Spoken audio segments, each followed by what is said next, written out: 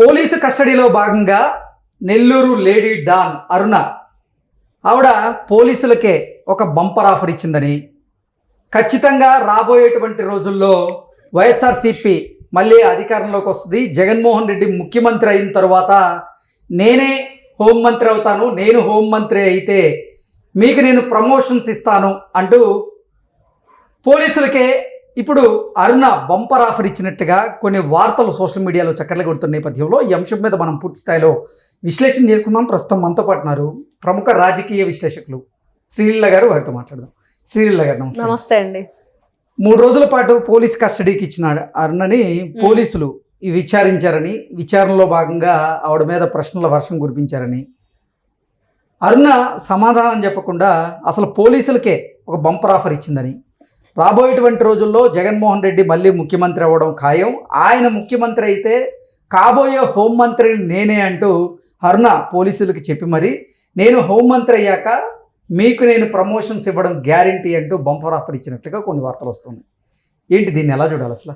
అసలు చాలా కామెడీగా ఉంది వినటానికి కూడా. పాత సినిమాలు వైఎస్ఆర్సీపీ పార్టీ జగన్మోహన్ రెడ్డితో సహా పాత సినిమాలు బాగా చూసేవాళ్లే మనని. ఓకే, నేను ఒక పాత సినిమా చూసానండి. దాంట్లో ఒక మున్సిపల్ ఆఫీసు సంబంధించిన కమిషనర్, చైర్మన్ సమ్ పర్సన్, అతన్ని ఒక శ్మశాన వాటిక ఓపెనింగ్ కి దాంట్లో ఉన్న మెంబర్ తీసుకెళ్తాడు. ఆ శ్మశాన వాటికి ఆ చైర్పర్సన్ పేరు పెడతాడు. అక్కడ ఒక శవం కావాలి అంటే అప్పటికప్పుడు బతుకున్న మనిషిని తెచ్చి పడుకోబెట్టి దీనికి నిప్పంటించం, అదే ఓపెనింగ్ అంటాం.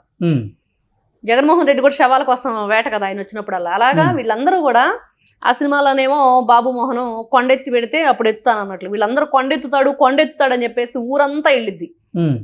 మీరు కూడా చూసే ఉంటారు ఆ సీను. ఆ సినిమాలో బాబు మోహన్ నేను కొండెత్తుతాను అంటే తీసుకెళ్తే ఊరంతా కదిలొచ్చిన తర్వాత ఆ కొండనెత్తి నా నెత్తి మీద పెట్టండి, అప్పుడు నేను ఎత్తుతాను అన్నట్లుగా. ఇవన్నీ కూడా అసలు ఈ రోజున నవ్వాలా ఏడవాలా అసలు ఆంధ్ర రాష్ట్రంలో రాజకీయం పరిస్థితి. వైకాపా అధినేత జగన్మోహన్ రెడ్డి కూడా వైఎస్ఆర్సీపీ రాను రోజుల్లో అధికారం దక్కించుకోవడం ఖాయమని, మీరు కొత్త జగన్మోహన్ రెడ్డిని చూడబోతున్నారు, జగన్ 2.0 సినిమా అలా ఎలా ఉండదంటూ ఆయన చెప్తూ ఉన్నారు. ఇంకోవైపేమో నందిగాం బేబీ గారు వైసీపీ అధికారం దక్కించుకోవడం ఖాయమని, కాబోయే హోంమంత్రి నేనే అంటూ ఆవిడ చెబుతున్నారు. ఇక పోలీసుల విచారణలో భాగంగా ఇప్పుడు అరుణ గారు కాబోయే హోంమంత్రి నేనే అంటూ ఆవిడ చెబుతున్నారు.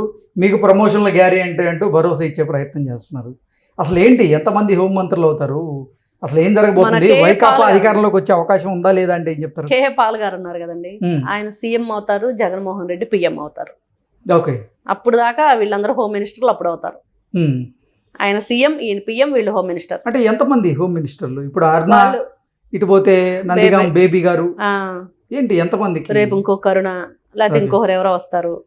అంటే వీళ్ళకి గతంలో అలవాటే కదండి, 2.5 సంవత్సరాలు ఏదో పదవి ఉంచడం తీసేయటం, లేకపోతే డిప్యూటీ సీఎంలు 5 ఉన్నారు వైఎస్ఆర్సీపీ పార్టీ అధికారంలో ఉన్నప్పుడు. ఇంకో 5 హోమ్ మినిస్టర్లు పెడతాడేమో నెక్స్ట్ టైము అనుకోవచ్చు కదా మనం. సంవత్సరానికి ఒకరు అంటారా? సంవత్సరానికి ఒకరు, 5. ఎవరు ఇష్టం వచ్చినట్లు ఎవరు బాగా అవినీతి చేస్తే నెక్స్ట్ వాళ్ళకే మళ్ళీ హోమ్ మినిస్టర్. ఓకే, ఎందుకంటే నా భూతో నా భవిష్యత్ అని చెప్పేసి మనం వింటూ ఉంటాం. అదంటే ఒక మంచి ఏదైనా పని జరిగినప్పుడు అబ్బా ఇది నా భూతో నా భవిష్యత్ అన్నట్లుగా ఉన్నది అని వివరిస్తాం. కానీ వీళ్ళు నా భూతో నా భవిష్యత్ అని బూతుల పురాణం చదివేసి భవిష్యత్తు లేకుండా చేసుకున్నారు. వాళ్ళు ఏమనుకున్నారు, నా భూతే నా భవిష్యత్ అంటే నేను బూతులతోనే నా భవిష్యత్తు ఉంది, ముందు నా పార్టీ అంతా బూతులతోనే నడిచిద్దని జగన్మోహన్ రెడ్డి ప్రభుత్వం అంతా అనుకుంటే అసలు భవిష్యత్తే లేకుండా చేసింది ఆ బూతులు. అంత బూతులు రాజకీయం వాళ్ళది, ఎంత నీచంగా భయంకరంగా బూతులు ఉండేవి. ఎవరైతే అరుణ ఉన్నారో ఈవిడ విషయానికి వస్తే నిజంగా అసలు కిలాడి లేడీ అరుణ. ఇక్కడ మహిళలు నిజంగా మహిళల ఆత్మగౌరవానికి ఇక్కడ చాలా దెబ్బండి. ఎందుకంటే ఎవరైనా సరే నిజంగా నీతిగా నిజాయితీగా ఎదగాలనుకున్న వాళ్ళు ఇంకెవరైనా నమ్ముతారు అసలు ఇట్లాంటి కార్యక్రమాలు జరుగుతున్నప్పుడు? ఓకే, చాలా చాలా చెప్పుకోవటానికి కూడా సిగ్గు చేయటు మహిళలకి. ఎందుకంటే ఏదైనా ఒక మంచి కార్యక్రమము మీకు ఎదగాలనుకుంటే ఎదగండి. సేవా కార్యక్రమాలు ఉన్నాయి, పేదలకి మనం ఆదుకోవటానికి ఉన్నాయి, లేకపోతే అనాథలు ఉంటారు. ఇంకా చేయాలంటే రాజకీయంలో మీరు ఏ విధంగా ఎదగాలనుకుంటున్నారో ఆ స్థాయికి వెళ్ళాలంటే చాలా కార్యక్రమాలు చేసుకుంటా వెళ్ళొచ్చు. మీకు పార్టీ పట్ల గౌరవం ఉంటే వాయిస్ ఇవ్వండి, మీ నాయకుడి పట్ల గౌరవం ఉంటే ఆ నాయకుడికి సంబంధించిన విషయాలన్నీ చెప్పండి, పోలీసుల పట్ల గౌరవం ఉంటే ఆగస్టు 15కో రిపబ్లిక్ డేకో వాళ్ళకి సన్మానాలు సత్కారాలు చేసి వాళ్ళ ఫ్యామిలీకి ఏదన్నా కావాలంటే ఇవ్వండి. ఇవన్నీ వదిలేసి అసలు అన్నిటికంటే విచిత్రం ఏంటంటే ఇక్కడ అసలు ఆవిడ ఖైదీగా ఉండి ఆవిడ మాట్లాడుతున్న మాటలు గతంలో విన్నాం. ఎవరంటే రాజకేశ్ రెడ్డి క్వశ్చన్ చేస్తుంటే కస్టడీకి తీసుకొని అన్ని మీరే చెప్తున్నారు కదా, నన్ను ఎందుకు అడుగుతున్నారు అన్నాడంట.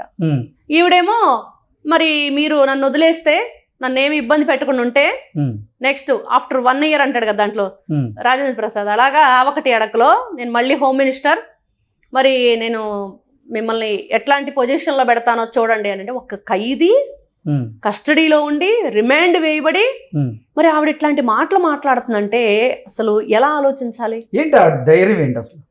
ధైర్యం అంటే రౌడీ గ్యాంగ్, అది మాత్రం ఖచ్చితంగా చెప్పుకోవచ్చు. ఎందుకంటే ఏదైనా చేయగలం అనేది వాళ్ళలో గట్టిగా పాతుకుపోయింది. జగన్మోహన్ రెడ్డి అలా మొండితనంగా మాట్లాడుతున్నాడండి ఇప్పుడు. నెక్స్ట్ మేమే వస్తాము, రాజధాని ఇక్కడ జరగదన్నట్లుగా, లేకపోతే ఇవన్నీ వింటున్నాం కదా రకరకాలుగా. అంతే, వీళ్ళంతా సేమ్ బ్యాచ్, సైకో బ్యాచ్.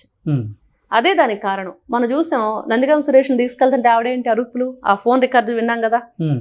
మా ఆయన నాకు కావాలని చెప్పేసి మొన్న తురకా కిషోర్ వాళ్ళ ఆవిడ మాట్లాడటం. వీళ్ళు ఎందుకు వెళ్ళారు జైలుకి? ఏ పని మీద వెళ్ళారు? ఏదైనా చుట్టం చూపుగా ఏమైనా పరామర్శించడానికి వెళ్ళారు జైల్లో ఖైదీలని? కాదు కదా, జైలు శిక్ష అనుభవించడానికి వెళ్ళారు, రిమాండ్ వేయబడ్డారు, ఆరోపణలు ఉన్నాయి, నిజాలు ఉన్నాయి, చేసినాయి, నిందలు ఉన్నాయి, చాలా రకాలు ఉన్నాయి. అవన్నీ మానేసి మేము ఇలా పోరాడితే, మా వాయిస్ వినిపిస్తే మేము హోమ్ మినిస్టర్ అయిపోతామంటే రాష్ట్రంలో చాలా మంది ఉన్నారు అలా అరిచేవాళ్ళు. అంతకంటే పెద్దగా అరిచేవాళ్ళు కూడా ఉంటారు. మరి అంతే కదా, ఆ మాత్రానికి హోమ్ మినిస్టర్లు అయిపోరు కదా. ఇక్కడ అరుణ విషయానికి వస్తే ఆవిడ కస్టడీలో చెప్పిన మాటలు, నేను అందంగా రీల్స్ చేస్తాను, లేకపోతే దానికి బాగా వ్యూవర్స్ ఎక్కువ వస్తారు, లైక్లు కొడతారు, లేకపోతే నాకు ఫ్రెండ్షిప్ ఎక్కువగా యాక్సెప్ట్ చేస్తాను ఎవరైనా ఫ్రెండ్ రిక్వెస్ట్ పెడితే, అలాగా రకరకాలుగా ఎరవేసి చాలా మందితో విఐపీలతో దిగిన ఫోటోలు అప్లోడ్ చేయటం, ఇవన్నీ ఆవిడ చేసిన కార్యక్రమాలన్నీ కూడా తిరిగి తిరిగి చూస్తే కోటంరెడ్డి శ్రీధర్ రెడ్డి గారికి టెండర్ పెట్టారు పాపం. అంటే ఎట్నుంచి ఎటు వస్తుంది, ఏం జరుగుతుంది, అసలు రాష్ట్రం ఏ విధంగా ఉంది, ఆ దిశ అనేది ఆవిడ దశ మార్చిందని చెప్పి అంటున్నారు. దాంట్లోనే ఆవిడ దశను మార్చుకుంది.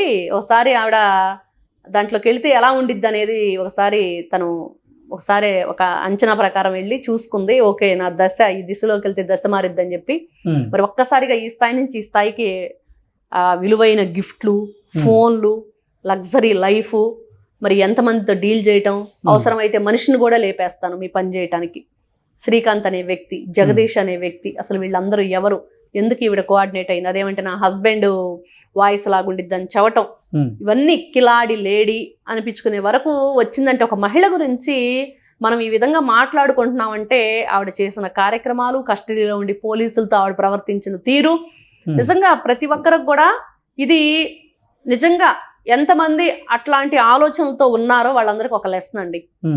ఎప్పుడైనా సరే మనం నీతిగా నిజాయితీగా వెళ్తేనే మన లైఫ్ బాగుంటుంది. ఇట్లాంటి వంకరంగా వెళ్తే ఖచ్చితంగా ఆ లైఫ్ ఇలానే పోలీసుల కస్టడీలో కూర్చోవాల్సి వస్తుంది. ఓకే అండి, థ్యాంక్ యూ సో మచ్. నమస్తే.